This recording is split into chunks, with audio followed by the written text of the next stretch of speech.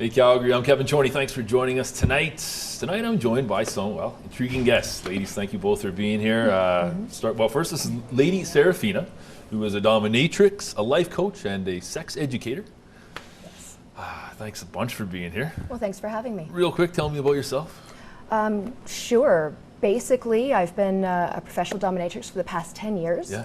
And that sort of involves consensual play. So change the power dynamic or play activities. Cool. And then through that, I ended up sort of falling into spending a few years doing a radio show on CJSW, which was Urban Sex, Cool. Teaching some workshops on sex and BDSM and things like that, as well as being a trans advocate for the Calgary transgender community. Good for you. You know, that's a community that does not have enough representation in our town. I think that's commendable. Thank you. Thanks again for being here. I'm happy to be, but yeah, it sort of spreads around. Absolutely. Sounds like you've been busy. Mary Jean Maliska. I know I almost messed that up. I think I did it last time as well. Welcome back to the show. Of course, you're a sex therapist, a psychologist. How you been keeping? I'm well. Yeah, I'm well. Yeah. Good. We'll get right into it then. So, Serafina, if you would, as G-rated as possible, Yep. Tell me exactly what it is that a dominatrix will provide. Well, most pro-doms or dominatrices do not do any sort of sexual activities. So there's a difference between a fetish escort who will provide sex, or potentially, versus a dominatrix. Some people don't entirely understand that, but that is generally the rule. How far a given dom will take things, as far as what types of stimulation, those sorts of things, just vary on the person. I'm pretty strict about mine. But beyond that, it's things like, you know, your classic things that people think about, you know, spanking and bondage and stuff. Okay. Yeah, and it involves a lot of openness, honesty, and trust. Yeah, I would imagine. So it's incredibly important, and I try to provide a fully non-judgmental atmosphere so that people can be feel safe to be really vulnerable. Yeah. Can I ask you who your average clientele would be? Or is there such a thing? Yeah, there are definitely some trends. I've seen people of all genders and varying age groups from, I just had someone attempt to book with me who's only 17. I told him he can call me when he turns 18. Yeah. But all the way up through, most of my clients are between about 40 and almost 60, I would say, and typically do happen to be white males. That's partially the demographic within Calgary as far as who's interested in it, to look for a professional. There's a very big difference between that and the people who play from the lifestyle. Okay. So that makes a big difference too. And yes, a lot of my clientele are married with a partner who's not necessarily comfortable playing. Gotcha. Okay, so what do you think drives people then, Mary Jean, to visit Serafina? A lot of the things that Serafina was talking about, interest in playing in an environment in a way that they haven't played before, and in a safe environment where they can completely surrender, completely relax into being a sub. That's a really important part of the BDSM culture. A sub, where really they don't have that, opportunity anywhere else in their lives. Is that fair to say? It may be that they're more dominant within their relationship, if it's monogamous, or in relationships, if it's a group situation. And so, this provides a new kind of experience, and one with someone who does know what she's doing. Is it fair to say that it's a therapeutic experience for these people? It can be. It can be, particularly if someone is looking to. For example, some of my clients are people who have a lot of responsibility in their lives, and they're looking to transition. They want to have at least one place that they don't have to be responsible. And sometimes in the bedroom, wherever that is for them regularly, that still isn't meeting their needs. And so to have Serafina available to play and to allow them to go into that deeper place, there's a lot of value to that. Maybe I'll ask for both of your opinions. Just how important is frequent and satisfying sex to a relationship? It's always important. Pinnacle? I mean, is it... See, I have another opinion on that. Really? Because my husband's asexual. Okay. Okay. So, and a lot of people don't even know that asexuals exist, unfortunately. They're a small percentage of the LGBTQ alphabet soup of the community. Sure. Yeah. But over the years that we've been together, he discovered his asexuality. So it was important. We explored the concepts of, was there a psychological block or an issue that was coming up as a challenge for him? Yeah. Or was it something that he simply, this is how he was wired and he was happy with that? There being the sort of differences.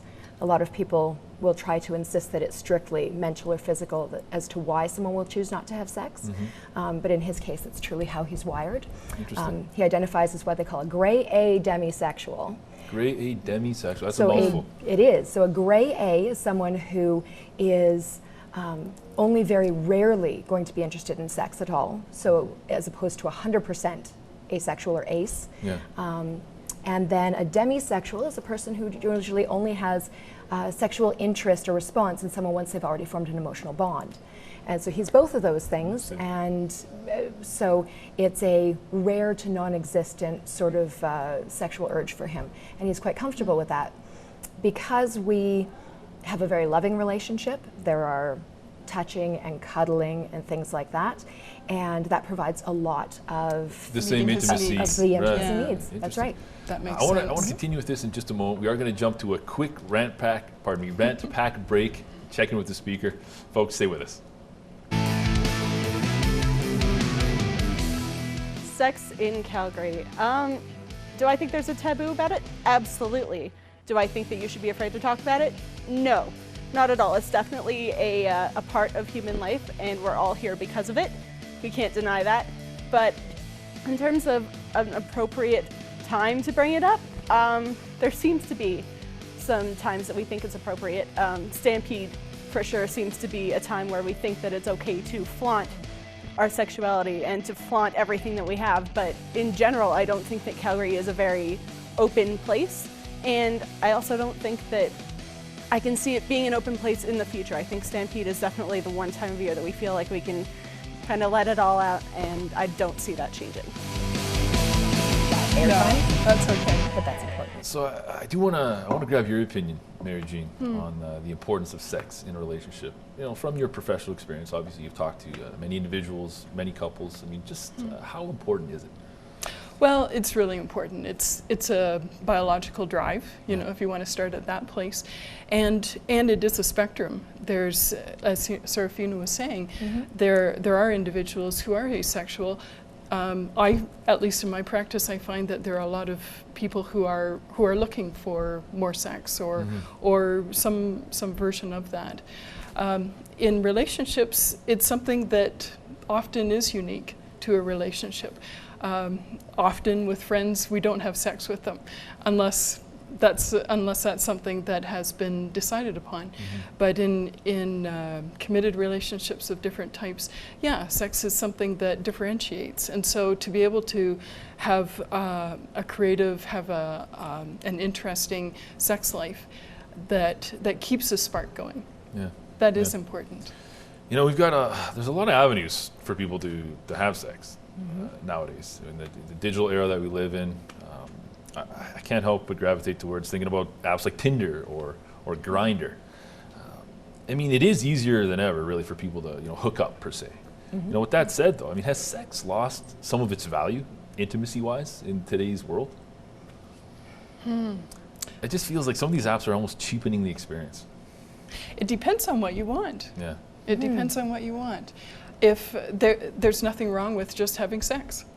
And then there's nothing wrong with having intimacy built into that and different ways of experiencing intimacy. The way that I think our culture typically sees intimacy is something that is deepening in time and really involves getting to know the person at an emotional level, at all levels. However, sex can be sex, and that's a great thing. Absolutely. I You think agree? that Yeah. I think that access to things like those apps have allowed people to reduce the shame if all they're looking for is casual sex. Exactly. Because in the past that wasn't necessarily as well accepted, and that if you were on, say, a dating site and all you were looking for was casual sex, and you approached someone, you had a crapshoot. Were they looking for casual sex, or were they actually looking for a relationship, and you don't meet with what you're looking for? And this allows people who are both looking for that to meet up on an equal playing field. Yeah. Yeah. Sort of fast tracks things along, I suppose. You know where you stand. Yeah. You do. Yeah, and communication is so key, though, isn't it? In Very any new much. relationship, or just communicating what you want. I mean, I'm sure you're obviously, communication is key with what you do, and trust as well. How do you build that trust with someone? Well, it's extra challenging in a situation like mine when the first time I meet a new client, we have a consultation first. We sit down for half an hour to an hour and talk. In most situations, you don't meet someone for half an hour to an hour and suddenly expose all of your vulnerabilities and just Well, unless you're put your talking trust in in someone. Mary Jean's office, I suppose. Different angle, but yeah, similar. Yeah. Right? It's true. But because of that, I do things like I make sure that I have a very comprehensive website so that people can get a sense of who I am to begin with, and then it's much easier because it's mostly me getting a sense of them at that point. Right. And obviously, to do what I do or to do what you do, we have to be very good at reading people so that we can pick up on micro expressions and subvocal cues, body language, all of these things to get a sense of what they're saying and what they're maybe not saying. Right. And as much as people expect that a dominatrix, for instance, is mean and bitchy and maybe unapproachable, pardon the language, that normally that's not the case, especially when we're first meeting. The idea is to be able to allow someone to feel really comfortable, to open themselves up. Almost nurturing, it sounds like. Very, That's actually. fascinating. That is fascinating. I want to talk a little bit about infidelity. Like I mentioned in the intro, the Ashley Madison thing that blew up here, there's a lot of people in Calgary that were actively pursuing a relationship outside of their marriage. That said, I mean, obviously, women cheat as well.